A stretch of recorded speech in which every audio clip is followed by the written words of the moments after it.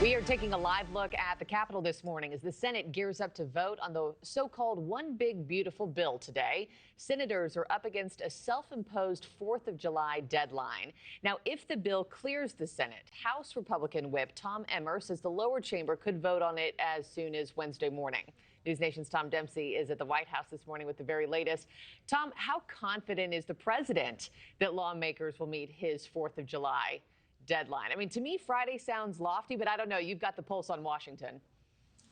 It's going to be a very tight deadline to meet, Markie. Good morning. Look, no doubt President Donald Trump and his team will be closely monitoring all the developments coming out of Capitol Hill later today with a big vote expected on what President Trump loves to call that One Big Beautiful Bill. We're expecting that vote later this afternoon, possibly. But to walk our viewers through sort of what to expect today, in just a few hours, the Senate will reconvene and senators will hold what's called a vote-a-rama, trying to nail down final amendments tied to the plan. With Democrats, though, trying to really drag out all the steps before that final vote expected today. We saw a long, formal debate on the Senate floor over the weekend. Democrats also forced Senate clerks to read through the entire 940 pages of the bill, which took up almost 16 hours. But right now, though, the bill still faces some questions and pushback, with the nonpartisan Congressional Budget Office releasing new data showing how the Senate version of the One Big Beautiful Bill will lead to deeper health care cuts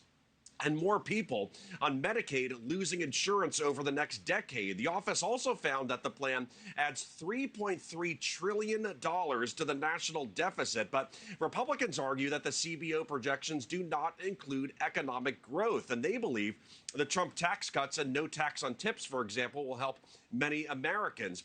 President Trump spoke this weekend about the importance of Congress passing the plan and how he still hopes to sign the bill by July 4th. But Democrats say this plan will end up hurting Americans. I'd like to say yes, but the problem is if we're 2 days late or 5 days late, everybody says, oh, he had a tremendous failure. Whatever it is, as long as we have it, it's very important. If we don't have it, there's a 68% tax increase. If we don't have it, the debt ceiling extension is very important. You can't paper over the real-life consequences of adding tens of trillions to the debt. Sky-high interest rates, higher borrowing costs for cars, for homes, for credit cards. Americans are going to feel this, unfortunately, everywhere they look.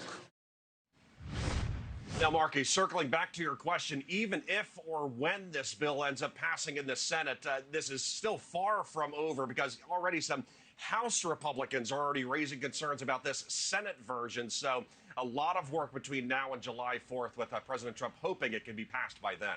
Thank you for watching. Subscribe below and download our NewsNation app right now on your phone, and you will get fact-based, unbiased news for all Americans.